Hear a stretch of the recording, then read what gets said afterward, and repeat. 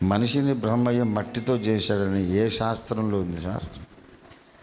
మనిషిని బ్రహ్మయ్య మట్టితో చేశాడని ఏ గ్రంథంలో ఉంది? ఏ పురాణంలో ఉంది? అంటే ఎక్కడ లేదు. పరిశుద్ధ బైబిల్ గ్రంథంలో ఉంది. దేవునికి స్తోత్రం కలుగును గాక. మనం చేసే సువార్త ఏంటి? సువార్త ప్రకటన ఏంటంటే మతం మార్పిడులు కాదు. అరే గోలీ మారో, किसको ज़रूरत है भाई तुम्हारा धर्म परिवर्तन? हमें नहीं चाहिए. ఎవడు మతం మారకండి, ఎవరి మతంలో వాళ్ళు బతికి చచ్చిపోండి, అంతే. మీ ఇష్టం. నువ్వు మతం మారితే నాకు ఒక్క రూపాయి కూడా రాదు. I don't care if anyone converts in to religion, Christian religion are not. I simply don't care at all. 46 ఏళ్ళు సేవ చేశాను, 1400 సంఘాలు కట్టాను, 1200 సేవకులను తరబీదునిచ్చి తయారు చేసి అభిషేకించి కాశ్మీర్ నుంచి కేరళ దాకా సంఘాలు కట్టాను. నాకు 5 కోట్ల అప్పయింది.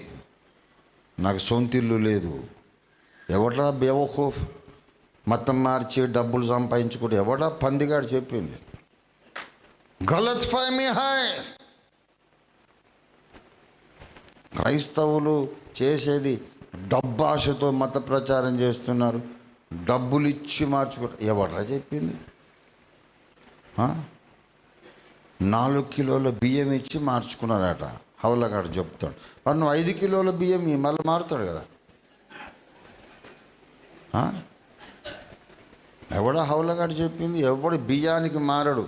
భారతదేశంలో ఎవడైనా ఇక్కడ పుట్టినోడు నేను చెప్తున్నా, దైవం, ఇష్టదైవం అంటే ఎంత ప్రాణం పెడతారు తెలుసా?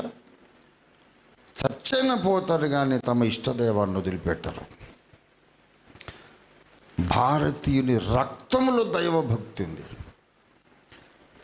ఏ మతస్థుడైనా సరే, నా భారతదేశపు గడ్డ మీద పుట్టిన ప్రతి ఒక్కని రక్తంలో నరనరాన దైవభక్తి ఉంది. వాడి ఇష్టదైవం ఏదైనా సరే ఎంత ప్రేమిస్తారంటే ప్రాణం ఇచ్చేస్తాడు కానీ తన దేవతను వదిలిపెట్టాడు. బియ్యం ఇచ్చాడు, గోధుమ పిండి ఇచ్చాడని తన ఇష్టదైవాన్ని వదిలిపెట్టే అంత హౌలగాడు, నీచుడు ఇప్పటిదాకా భారతదేశంలో పుట్టలేదు, పుట్టబోడు. భారతదేశంలో పుట్టిన వాళ్ళందరూ ఆత్మగౌరవం కలిగిన వాళ్ళు. ప్రాణమైన వదులుతా, నా దేవుడిని వదలను అనేవాళ్ళే పుట్టారు ఈ గడ్డ మీద. అలాంటి వాళ్ళే పుడతారు. పైసలకు ఆశపడి, గోధుమ పిండికి ఆశపడి, పాల పిండికి ఆశపడి ఎందుకు అబద్ధాలు ప్రచారం చేస్తారు?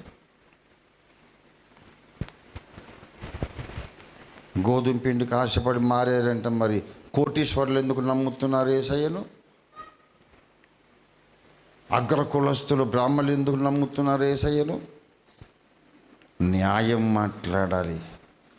యేసుని ఎవడైనా ఎందుకు నమ్ముతాడంటే గోధుమ పిండి కొరకు, పాల పిండి కొరకు, పైసల కొరకు నమ్మడు.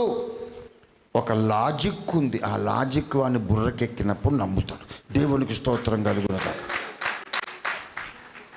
There is a reason for believing in Jesus.